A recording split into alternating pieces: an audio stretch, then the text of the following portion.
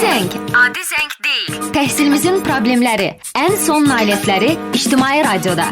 Zəng hər çərşənbə axşamı İctimai Radioda. Salam, hər vaxtınız xeyir olsun hörmətli dinləyicilər. Zəng verilişində görüşürük sizinlə. Bildiyiniz kimi 8 sentyabr Beynəlxalq Savadlılıq Günü kimi qeyd edilir. Günün qeyd olunmasında məqsəd savadlığın insanlar, icmalar və ümumilikdə cəmiyyət üçün faydalı olmasına diqqət çəkməkdir. UNESCO beynəlxalq ictimaiyyətə savad almağın insan haqlarından biri olduğunu xatırladır və bütün elmlərin əsası olduğunu vurğulayır. Biz verilişimizdə bu günlə bağlı danışacağıq. Mövzu ilə bağlı həmsöhbətimiz Azərbaycan Dövlət Pedaqoji Universitetinin dosenti İlham Əhmədovdur. Salam, xoş gördük İlham müəllim. Salam. İlham müəllim, Beynəlxalq Savadlılıq Günü nə vaxtdan qeyd olunur? Bu günü keçirməkdə əsas məqsəd nədir? Bildiyiniz kimi 8 sentyabr Beynəlxalq Savadlılıq Günüdür. Bu UNESCO-nun təşkilatçılığı ilə hər il keçirilən mühüm qlobal bir elm və təhsil yönümlü bir tədbirdir. Bu bayram ilk dəfə 1966-cı ildə Təhsil Nazirlərinin Ümumdünya Konfransının təşəbbüsü ilə təşkil edilmişdir. Belə ki, 1965-ci ilin sentyabr ayında Tehran şəhərində savadlılığın ləğv edilməsinə dair Təhsil Nazirlərinin Ümumdünya Konfransı keçirilmiş və burada qərara alınmışdır ki, növbəti ildən, yəni 1966-cı ildən etibarən hər il sentyabrın 8-i Beynəlxalq Savadlılıq Günü kimi qeyd edilsin. Məlum olduğu kimi, keçən il 2014-cü ildə Beynəlxalq Savadlılıq Gününün mövzusu savadlılıq və dayanıqlı inkişaf idi. Bu il 2015-ci ildə isə mövzu savadlılıq və dayanıqlı cəmiyyət kimi müəyyən edilmişdir. Savadlılıq nədir? Bu haqda müxtəlif fikirlər var, aforizmlər var, elmi izahlar var və bunlar mahiyyətcə bir-birinə çox yaxındırlar. Bu fikirlərin bəzilərini nəzərinizə çatdırmaq istəyirəm. Savadlılıq ana dilinin qrammatik normalarına uyğun olaraq insanın sahib olduğu vərdişlərin müəyyən səviyyəsidir. Bir başqa yozumda savadlılıq əhalinin sosial-mədəni inkişafının mühüm göstəricisi olaraq savadlılıq anlayışının məzmununu tarixən insanın ictimai inkişafını verilən sosial tələbin yüksəlməsinə uyğun olaraq dəyişir və inkişaf edir. Savadlılıq yazmaq, oxumaq, saymaq kimi elementar bacarıqların ictimai zəruri bilik və bacarıqların funksional savadlılığın minimum həddinə doğru inkişaf etmişdir və bu hədd daima inkişaf edir, dəyişir. Savadlılıq dayanıqlı inkişafın təmin edilməsində zəruri elementlərdəndir. Savadlılıq dayanıqlı inkişafın əsas amilidir.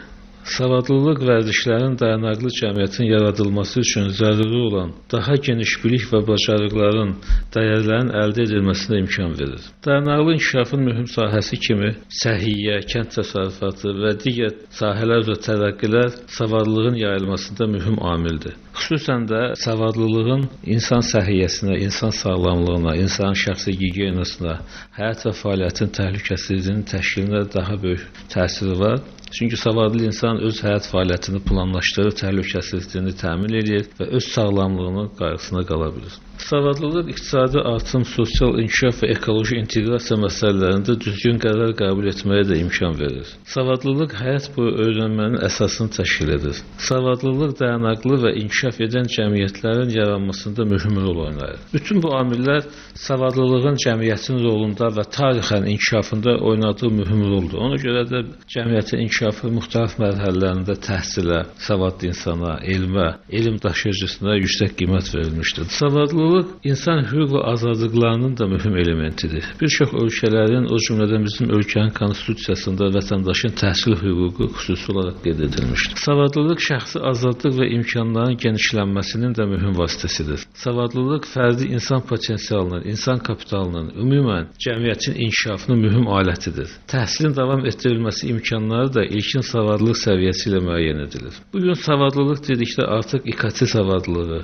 kompüter mədəniyyəti, alqoritmik mədəniyyət də nəzərdə tutulur. İndi savadlı insan internetdən zəruri məlumatları əldə etməyi, ondan öz praktik fəaliyyətində istifadə etməyi, bir sözlə İKT vasitəsilə informasiya əldə etməyi, emal etməyi, saxlamağı, göndərməyi, qəbul etməyi və digər mühüm informasiya proseslərini təşkil etməyi bacarmalıdır. İnsan inkişafı indeksi üzrə beynəlxalq hesabatlarda əsas göstərici kimi əhalinin savadlılıq səviyyəsi nəzərə alınır və ölkələrə investisiya qoyulanda da məhz bu keyfiyyət nəzərə alınır. Bir çox MDB ölkələri kimi Azərbaycanda da ümumi savadlılıq sahəsində göstəricilər yaxşıdır. Bu əsasən Sovet dövründə savadsızlığın ləğvi istiqamətində aparılan kompleks tədbirlərin nəticəsidir. 70 ilə yaxın bir müddətdə UNESCO əhali arasında savadlılığın genişlənməsi istiqamətində iş aparır. UNESCO-nun məlumatlarına görə bu gün dünya əhalisinin 85% yazıb oxumağı bacarır. 90-cı ildə bu rəqəm proqram 75%. Bu gün dünyada təxminən 800 milyon savadsız insan var. Onların da 70%-ni məhz qadınlar təşkil edir. 60 milyon ibtidai təhsil yaşında olan,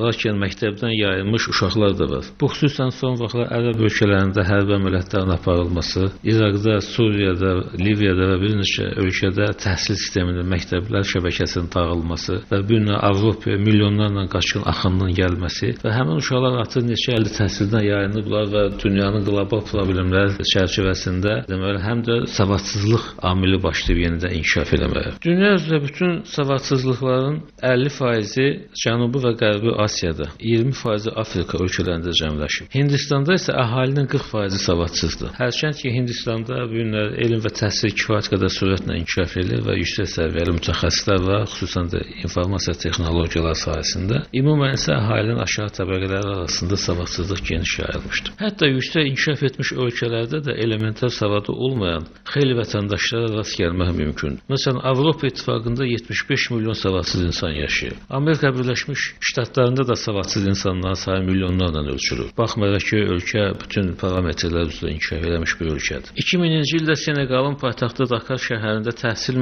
məsələlərinə dair keçirilən Ümumdünya forumunda UNESCO belə bir təklif irəli sürmüşdü ki, 2015-ci ilə qədər yaşlı insanlar arasında savadsızlıq səviyyəsi yarı azalmalıdır. Bu təşəbbüs 160-dan çox dövlət tərəfindən dəstəklənmiş, qərarı alınmışdır ki, UNESCO-nun hamı üçün təhsil strategiyasının reallaşmasına nail olmaq lazımdır. Bu böyük bir qlobal problemdir hamı üçün təhsil. Bir çox ölkələr buna qoşulub, bizim respublikada qoşulub və bu proqram çərçivəsində Təhsil Nazirliyi xətti ilə və digər əlaqədar qurumlar ilə müəyyən tədbirlər 10 ilə yaxındır ki, həyata keçirilir. Hal-hazırda savadlılığın yayılması üzrə beynəlxalq tədbirlər planına uyğun olaraq dayanıqlı inkişaf məqsədi ilə təhsil istiqamətində 10 illik fəaliyyət planı uğurla həyata keçirilir. UNESCO bu proqramı ilk növbədə savadsızlıq səviyyəsini 50%-dən yuxarı olan ölkələrə yönəlmişdir. UNESCO ayrı-ayrı ölkələrə təhsil sahəsində öz proqramlarını hazırlamağa, müvafiq tədris materialları hazırlamağa, tədris metodikaları yaratmağa və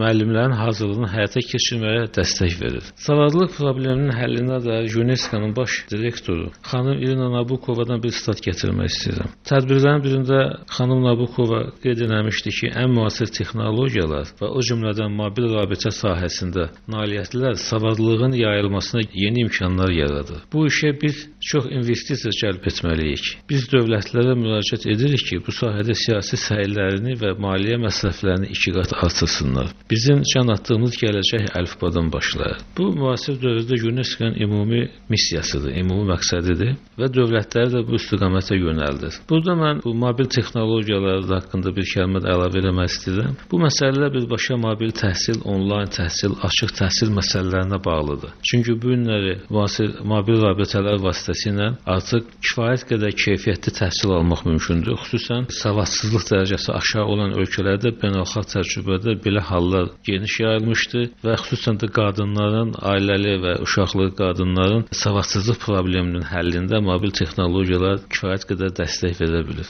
Beləliklə qeyd etdiyimiz kimi bu il Beynəlxalq Bilik Günü savadlılığın və dayanıqlı inkişafın gələcək məqsədlərini, mühüm əlaqələrini tədqiqinə və öyrənilməsinə həsr ediləcək. Bu məsələlər 2005-ci ilin sentyabrında BMT-nin Baş Assambleyasının 70-ci sessiyasında da müzakirə ediləcəkdir. Əvvəlki illərdə olduğu kimi 2015-ci ildə də Beynəlxalq Savadlılıq Günü bütün ölkələrdə fəal şəkildə qeyd ediləcəkdir. Bu tədbir hökumətləri, beynəlxalq təşkilatları, özəl sektorun nümayəndələrini, qeyri-hökumət təşkilatlarını, icmaları, təhsil işçilərini və ekspertləri bir araya gətirəcək. Təhsilin və savadın dünyanın inkişafında mühüm rol oynadığını, onun əhəmiyyətini qabardacaqdır. Əsas bayram tədbiri isə UNESCO-nun mənzil qərargahında baş tutacaq. Burada savadlılıq və dayanıqlı cəmiyyət mövzusunda 2 günlük seminar təşkil ediləcək. Tədbirin məqsədi 2015-ci ildən sonraki müddətdə savadlılığın yayılması üçün ölkələrin səfərbər edilməsindən ibarət. Bu tədbirə savadlılığın yayılması üzrə UNESCO-nun illik mükafatları təqdim ediləcək və bu sahədə nailiyyəti olan ölkələrin nümayəndələri bu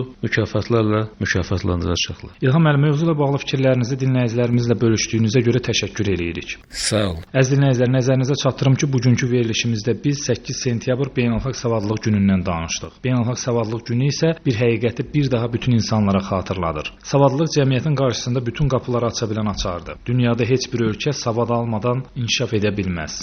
Həmsöhbətimiz Azərbaycan Dövlət Pedaqoji Universitetinin dosenti İlham Əhmədov idi. Gələn həftə eyni vaxtda görüşüm ümidi ilə sağollaşırıq sizinlə. Salamat qalın. Bu zəng adi zəng deyil. Təhsilimizin problemləri, ən son nailiyyətləri İctimai Radioda. Zəng hər çərşənbə axşamı İctimai Radioda.